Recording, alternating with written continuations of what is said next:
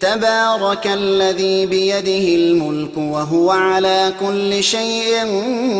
قدير الذي خلق الموت والحياة ليبلوكم أيكم أحسن عملا وهو العزيز الغفور الذي خلق 7 سماوات طباقا ما ترى في خلق الرحمن من تفاوت فارجع البصر هل ترى من فطور ثم ارجع البصر كرتين ينقلب إليك البصر خاسئا وهو حسير